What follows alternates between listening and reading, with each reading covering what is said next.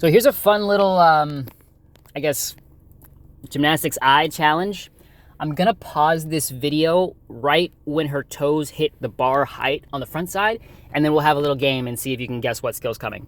At the end of this, I'll explain why it's important, how this applies to building basics, as well as developing into upper level skills. So let's roll it. This first one is a gimme. I'm gonna pause it so you understand it, but it's just her first giant. Boom. So I'm gonna pause it right here every time. Let me get a line. I'm gonna pause it right here every time, and then feel free, you can pause the video if you need a little bit longer to guess. I'll give you like 5 or 6 seconds, and then I'll play the rest of it. So this first one is just her giant. We can see this nice scooped position here. Just a very nice giant. Boom, right to handstand. So here's the first skill. What do you think it is?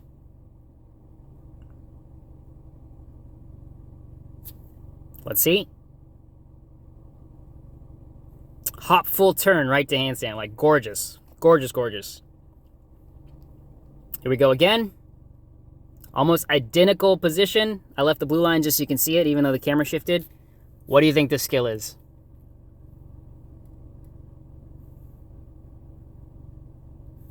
Let's see. Another gorgeous hop full straight to handstand. One more. Let's see.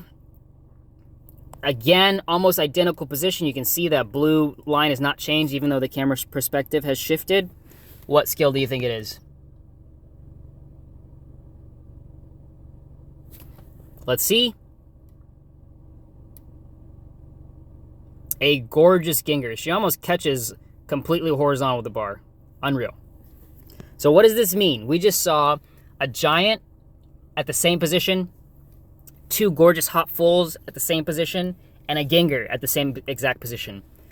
We could probably pull up some clips of Tkachev's and Kovacs and a couple other releases that would hit almost that same identical position. So what does that mean in the grand scheme of it, in terms of developing basics, in terms of working towards bigger skills? The answer is, it's not as complicated as most people want to make it.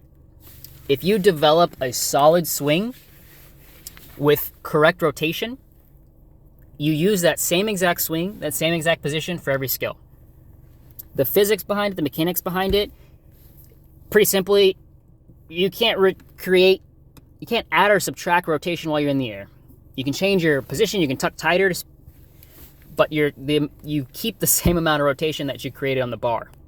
So the goal in basics is to create a perfect amount of rotation, as much possible rotation as you can, without ever letting go. So we're talking about things like hop half turns, swing half turns, swing flyaways, swing double tuck. All of those are great ways to make sure that you're creating rotation in your tap swing itself. Because once you get to bigger skills, if you don't have that rotation in your swing, you have to treat each skill as a separate thing. So this is kids who have 4 or 5 different cues to do their blind change, 4 or 5 different cues to do their dismount, 4 or 5 different cues to do their Tkachev. Because the swing itself doesn't have rotation, they have to compensate in 4 or 5 different ways to create it for one skill.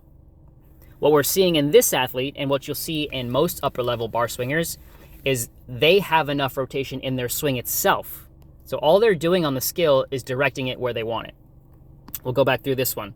So she wants to just do a giant. She has this much rotation. All she needs to do is oh, I'm ahead. She wants to just do a giant. All she needs to do, she already has the rotation, just ride. Done. She wants to do a hop full. She already has enough rotation. All she needs to do, turn. Same thing on the second. She already has enough rotation on the bar here. All she needs to do, let go and turn. That's it. Instead of trying to construct each skill from the ground floor every time, she already has 75-80% of the skill done in her swing. When she wants to learn a new skill, it's just the extra 20-25%. It makes learning an exponential process. Maybe it's slow in the beginning, but once you have it, those new skills come faster and faster and faster because you're just reusing the same thing. I think that's all I wanted to say. Sorry. But this is also a reason why certain drills I shy away from.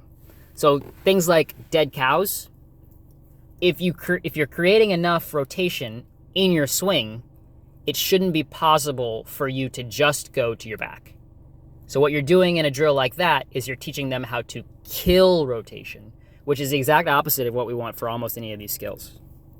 Same thing for heavy spotting to teach a blind change instead of doing swing half turn higher and higher and higher and higher.